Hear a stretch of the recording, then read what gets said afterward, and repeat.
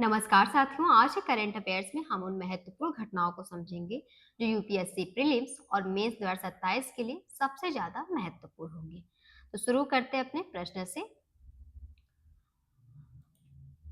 प्रश्न है हमारा कि निम्नलिखित कथनों पर विचार कीजिए। कथन पे आधारित कुछ क्वेश्चन है जिनमें से है कि जीआई एंड बियॉन्ड 2.0 समिति का उद्देश्य जीआई टैग प्राप्त हथकरघा एवं हस्तशिल्प उत्पादों को बढ़ावा देना है, या फिर इस शिखर सम्मेलन में डिजिटल हैंडलूम एटलस का शुभारंभ किया जाएगा, या फिर इस शिखर सम्मेलन का आयोजन वाणिज्य एवं उद्योग मंत्रालय द्वारा किया जा रहा है। चार विकल्प दिए हैं, सही विकल्प चुनने इसमें से।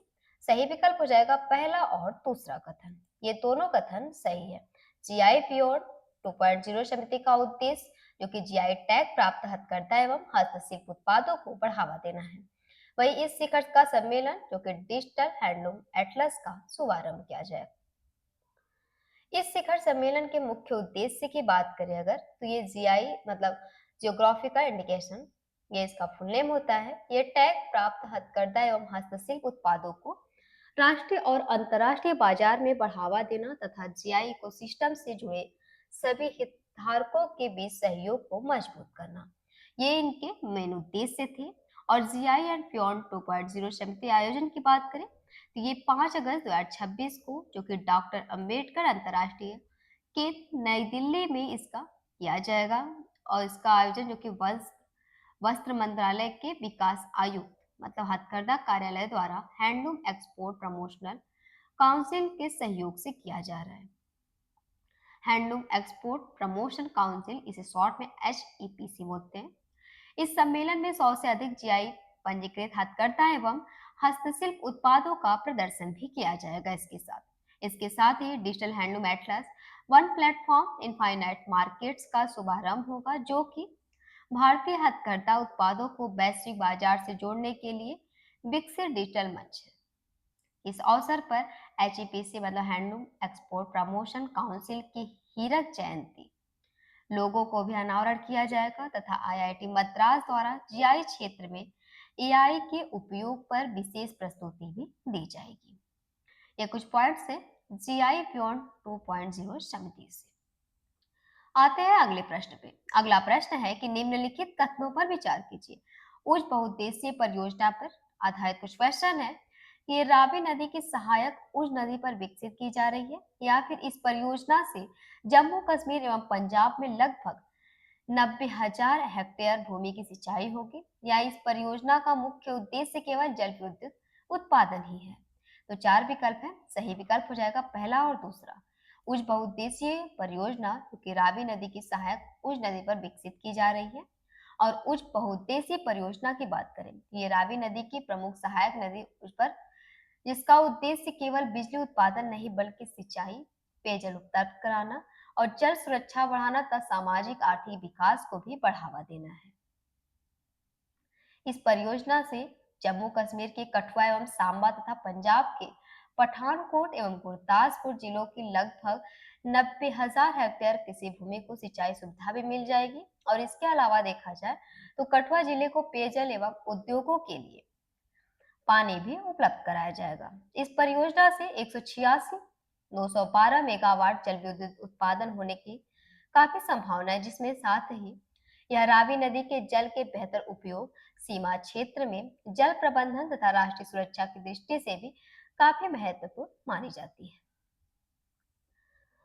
आते हैं अगले प्रश्न पे। ये भी काफी इंपॉर्टेंट है, जिसमें से है कि निम्नलिखित कथनों पर विचार कीजिए। ये pre service future warfare course का आयोजन HQIDS के मार्गदर्शन में होता है, या फिर यह पाठ्यक्रम मल्टी डोमेन ऑपरेशंस पर केंद्रित है, या इसमें केवल सैन्य अधिकारी ही भाग लेते हैं। तो चार विकल्प है, पहला और दूसरा सही है, या फिर दूसरा और तीसरा सही है, या पहला और तीसरा सही है, या फिर तीनों कथन सही है। तो सही विकल्प हो जाएगा यहाँ से पहला और दूसरा कथन सही है। क्योंकि त्रिसैन्य भावी युद्ध कला पाठ्यक्रम की बात करें तो इसका चौथा संस्करण 3 अगस्त 2026 से नई दिल्ली स्थित मानकीसा सेंटर में शुरू हुआ, जिसका आयोजन मुख्यालय एकीकृत रक्षा स्टाफ के मार्गदर्शन में तथा centre for joint warfare studies, जिसे शॉर्ट में CENJO WS के समन्वय से किया जा रहा है और यह 4 सप्ताह का पाठ्यक्रम होगा, जिसमें थल सेना, नौसेना और वायुसेना के अधिकारियों के साथ-साथ सरकारी संस्थानों, शिक्षाविदों, उद्योग जगत और सामरिक थिंक टैंक के विशेषज्ञ भी भाग लेते हैं। वहीं इस पाठ्यक्रम की बात करें तो इसमें AI, quantum technology, cyber warfare, information warfare और वही automation system, space domain, multi domains operation, ये सभी आधुनिक युद्ध से जुड़े विषयों पर भी प्रशिक्षण दिया जाता है।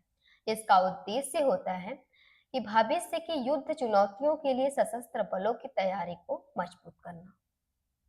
ध्यान रखेंगे इस क्वेश्चन को। आते हैं अगले क्वेश्चन पे। अगला प्रश्न है कि निम्नलिखित तथ्यों पर विचार कीजिए। ये कावेरी जल विनियमन समिति पे आधारित कुछ क्वेश्चन है कि सीएमआरसी मतलब कावेरी जल विनियमन समिति और सीडब्ल्यूएमए के अधीन कार्य करती है।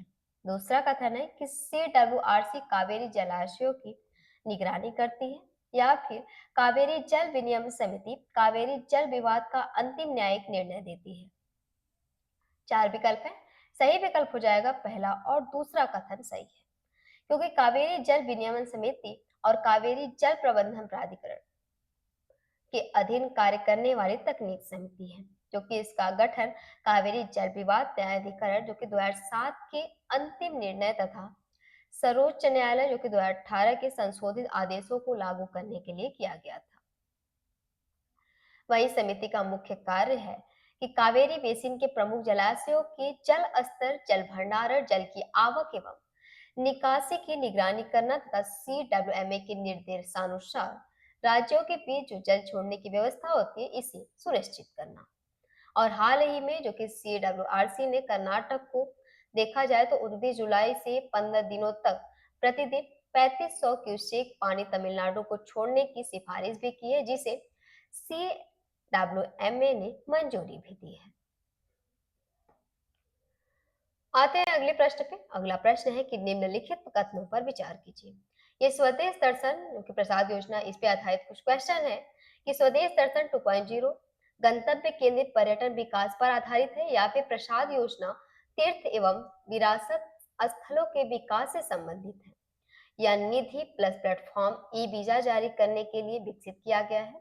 तो 4 विकल्प है, सही विकल्प हो जाएगा इनमें से ऑप्शन ए, पहला और दूसरा कथन सही है, क्योंकि स्वदेश दर्शन 2.0 की बात करें तो ये पर्यटन स्थलों के सतत गंतव्य केंद्रित और अनुभव आधारित विकास पर केंद्रित है। वही प्रसाद की बात करें, pilgrimage rejuvenation and spiritual heritage augmentation drive, ये इसका फुल नेम है।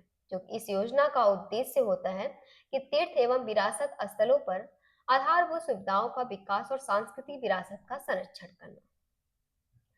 और तीसरा कथन इसमें इसलिए गलत है क्योंकि निधि मतलब national integrated database of hospitality industries, ये पर्यटन सेवा जो कि प्रदाताओं के पंजीकरण, मान्यता और वर्गीकरण के लिए विकसित डिजिटल प्लेटफॉर्म है, जिसका संबंध ई वीजा जारी करने से नहीं है।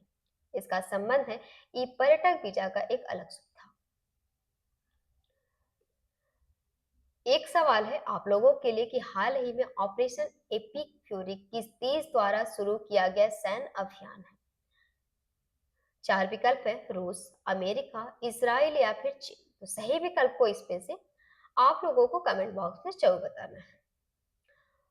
उम्मीद है कि आज के करंट अफेयर्स के सभी टॉपिक्स अच्छे से समझ आए होंगे।